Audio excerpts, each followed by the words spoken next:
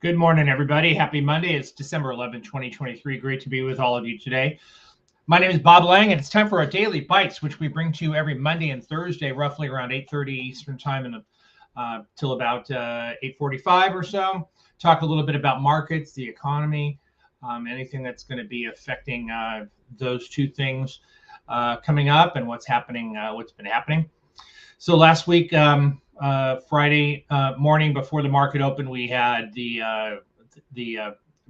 Bureau of Labor Statistics revealed the November jobs report, which came in really good across the board. I think took a look at all the statistics from that versus the prior couple of months, and it's a really good was a really good jobs report. And obviously the markets sank right away and then returned right back up and closed near the highs of the session on Friday. I think this is a report that the Federal Reserve is going to be very pleased with. But while we talk about the Federal Reserve, we do have a meeting coming out this week. It starts tomorrow. It ends on Wednesday with a policy decision. The market is not expecting any movement in interest rates from this policy decision. So we're looking at keeping about 5.25% on the Fed funds. But if you look out on the long end of the curve, we notice that interest rates have fallen sharply over the past 6 weeks. And what does that mean? Basically, with the 10-year roughly about 4.2 to 4.3, to get short-term rates in line with what's happening on the long end of the curve, people are buying bonds because they're expecting some weakness coming into the markets, or maybe just some alternative to stocks. What that basically means is they're going to try and force the Fed's hand into cutting interest rates, or at least having a little bit easier of a policy. And that really can only happen if interest rates can fall on the short end, if inflation is starting to fall as well too. So I think the market is trying to get ahead of the Fed here. Certainly on the long end of the curve, that's happened because what's been built in here is about 110 basis points of rate cuts in 2024. I don't think that that's going to be happening. It's not necessary. I think the GDP estimates for fourth quarter still on the positive side. So we're not facing a recession. It's going to feel like one, of course, with the drop from third quarter into fourth quarter. Now, what do I mean by that? Fourth quarter, it looks like it's coming in at about a 1.2 to 1.7% growth rate. And that's coming off of a third quarter report, which came in at 5.2. So if you drop from 5.2 to say 1.5, that's going to feel painful. It's going to feel like a recession, but it really isn't one. So you can imagine the difficulty that the markets are going to have if that actually happens. I know the forecasting tools, mechanisms that we have from the St. Louis Fed, the New York Fed now casting, and then also GDP now from Atlanta. So we have three central banks, three regional banks in the central bank system of the U.S. that is predicting the GDP numbers for fourth quarter. So what we'll see where that actually falls. We do have another 2.5 weeks of data for December to finish out the quarter and finish out the month and the year. So it'll be interesting to see where things fall out. It'll be interesting also to see later this week the projections from the Fed. Now we get projections in March, June, September, and December Fed following the Fed meeting. So what are we looking at for this week? We're looking at changes in the GDP estimates for this year and for next year, inflation estimates, unemployment, and Fed funds future. So it'll be interesting to see where the Fed stands on rate cuts in 2024. And we'll get that projection on Wednesday at about 2 p.m. Eastern time. So I want to talk a little bit about the markets here. Currently, we're down we're a little bit soft here, with the Dow Industrials down about 14 points, the NASDAQ down about 25 futures, S&P futures down about 3. So there is a differential between the futures and the cash here, and that is going to narrow quite significantly later. It did actually last week. But because the December futures expire this week, we know that the cash, which is down here, the 4604, and the futures have to line up within the next couple of days. So we're going to see a lot of that, the manipulation going on between the cash and the futures to try to get that differential taken care of. S&P futures are up strong so far in December, and coming off a really strong November. Volatility, the VIX is up about 3.5% so far this morning. VIX futures are down though, so we're coming in close here. Those don't expire, of course, till next week on the 20th, I believe, on the 19th or the 20th. So they will roll to January next week. Seeing a little bit of weakness so far this morning in technology and some of the FANG names like Apple and Amazon is down a little bit here this morning. Microsoft down a few dollars, and we see Google down about $1 and change. Netflix up. Broadcom, which is a name that we jumped on last week, but they had earnings out Thursday night. That's up nicely, about $8. We see also Macy's had an investor group offering to buy the company at about a 20% premium. So we see it's up to about $20 here right now. That, of course, hasn't been made official, so it's only up a little bit on the dollar basis over here. So some stocks that we've been watching, Humana and Cigna, which announced that they were going to do a merger about 6 weeks ago. Cigna is pulling out of that one, or Humana is pulling out of that one. So we see both those stocks rising here as well too. It looks like it's not a good deal for shareholders in that name. Nvidia is up a little bit. We're seeing some action and some interest in the chip names so far this morning. I want to show you this chart as well too. We talk about this one a lot, and certainly it's interesting to see how strong this market rally has been, and you can see it evidenced by looking at the oscillators. Right, the Nasdaq oscillator has been well over 100 for about 6.5 weeks. The New York Stock Exchange, we made a dip almost to zero here. We're still well above 100. We closed above 100 for most of the past 6 weeks on the New York Stock Exchange. So that's telling us what? It's telling us the breadth of the market has been very, very strong for the past 6 weeks. Certainly since we hit that bottom in October over here. We remain up in this elevated area. Now, can this last for a while? It could last for a little while. We have to just pay attention to the indicators if they break down over here, and we'd be looking for some downside. Then we'd be looking for a soft market. We'd probably looking to make some moves on some puts. All right. Later on this week, we'll have earnings from Adobe. That's Wednesday after the close. J-Bill Systems Thursday morning. Costco out Thursday night after the close, along with the Lennar, or as we say in Boston, Lennar. So later on today, though, we'll have earnings out from Casey's General Store, and then also Oracle, big tech name. We'll be seeing. Hopefully, we'll get some good positive news from that one. So, Bitcoin. Pretty volatile overnight. The last several hours, it was down a lot, like over 7%, and it bounced back a little bit. I want to show you a couple more charts as well too. Let's take a look at the Russell 2000 on a weekly, and you can see that the strength of the Russell over the past 6-7 weeks has been notable, but it's still just in this range here, right? If you go back to the spring of 2022. We can see that the top side is being held down, pushed down at just under the $200 level, yet the low end being pushed up at about the 158, 159 level. So you got a pretty wide range over there, about a 20% range over here between 160 to 200.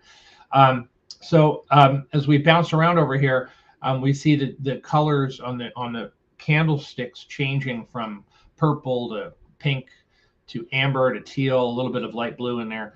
So we got a mixture of all these colors, and these are all different conditions where the market's in anywhere from bearish to neutral to bullish. So we're currently in the neutral state over here on this weekly chart.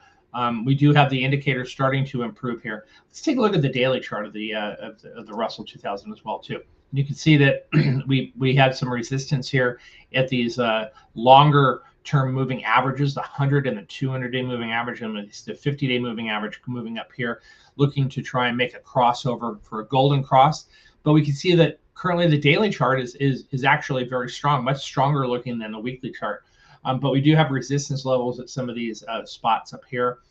We did have a head and shoulders pattern that did play out once we broke that neckline, and we came back down in a very big way on the small caps. And I think at one point in time, the Russell 2000 was down about 6 or 7% for the year, for being down sharply last year. But we did have a good, nice bullish crossover here on the MACD at the beginning of November, and it's continued on and showed some good strength in this index.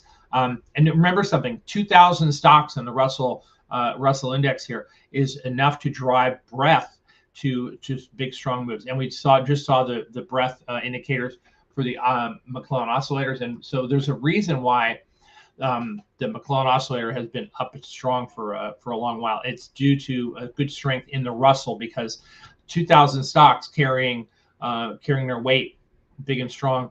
And remember something: when we look at the breadth, every stock gets one vote. So it's not just the S&P 500 with the Magnificent Seven names that are driving the markets. It is the whole broad Russell 2000 influencing the S&P 500, which influences the NASDAQ, et cetera, et cetera. Okay, so we get a lot of those, a lot of these big moves really start with the Russell 2000. So the Russell can lead up or it can lead down the markets as well too. So remember that.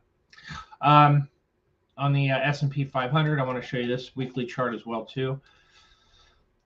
So you can see here, I've been marking this one up for Actionalist Plus subscribers, and we had this big thick line over here of resistance, and then it came down as support. We pulled back down below that of course in October, below right to about 4103, and then the bulls said that's enough. We're going to keep going, and we moved up. And look, you can see the current trend here is just slowly creeping up with this steep trend line that I've drawn in from back down over here. We have we've connected quite a few spots over here, and then once we broke out above this area over here, I'm sorry, right above and back in the spring, we corrected a little bit, and we're coming right back up. So I'm looking for a move above that steeply angled trend line here. If we get above there, we get another close above that 4,600 level, which has been a troublesome to get to. I think we can get back to these old highs at about 48. Let's call it 48.18 from the beginning of 2022. All right. So I think that's going to be it, everyone. What am I looking at here today? I'm looking at the Broadcom again. Looking to maybe add some of that. I'm also looking at adding some SPY and QQQ calls for the end of the month. We're looking at that for the 29th or maybe possibly January 5th. Let's see what else here. Not a whole heck of a lot to look at right here. Hopefully we'll have something a little bit more on Thursday. AMD is very strong so far this morning. It's following through from a big up day last week, and you can see that on the chart here. Let me open that up a bit for you. Here we go. The big sharp move on Thursday. We dojied on Friday, but now if we get above that high from Friday later on today, that's going to be a bullish bullish situation for AMD. It probably get back up to the move up to 140, 145 area pretty quick. So that's one you might want to take a look at. Also, Nike. Nike is one that I've had a lot of contracts on, and this stock's up nicely so far this morning. It's up about 1.5%. I have a lot of 110, 115, and 120 calls on Nike. So this might also be one you might want to take a look at. I think they have earnings coming out next week. If not next week, then it's the last week of December as well too. So you know what, we're closing in on Christmas now. Only about 2 weeks left to go until the Christmas holiday, exactly 2 weeks from today. And so I think shoppers are still going to be out trying to buy last minute gifts. I'm certainly doing the same thing, as maybe some of you are as well too. So take a look at some of these retail names. Some of them have been pretty strong. Others have been pretty weak. Look at Walmart. Walmart's been pretty weak. Target's been pretty good. Williams-Sonoma's been strong. Lulu, of course, had earnings last week, and that stock has been very strong for the past couple of days. Amazon, of course, is one that's always a favorite of ours. We like Amazon. We have some calls on that one. Of course, stock's down a little bit this morning, but it's early. We have another half an hour before the market opens. So that's going to be it, everyone. Oh, one more thing, just to let you guys know, anybody who is new is going to have an opportunity to win a whole year of anybody who's not in the service, or anybody who's not a subscriber right now, get a chance to win a whole year of our Total Access service, which is the chat room, which is the EO service, which we're up about 23% on this year, and the Spread Trader, which is run by Sam DeMarco. He's up about 16% in 2023. So we're having a great year this year. We're very happy with our performance. We like the chat room. We put a lot of stuff out there, a lot of ideas out there. It's not just me, it's everybody else. We have 250 some odd people in the chat room, and you can see them all sitting right here. Everybody's watching what's going on in the session here today, and they're all smiling as well. And you can see a lot of the stuff that is put out there in the room. This is all just done in the pre-market, right? We have a lot of comment with probably 6.5 pages worth of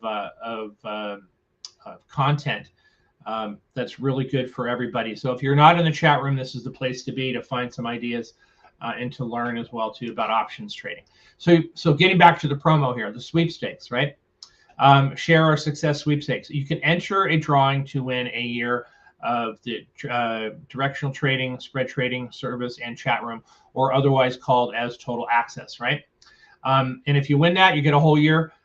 We actually have a second prize, which is 6 months of Total Access right over here.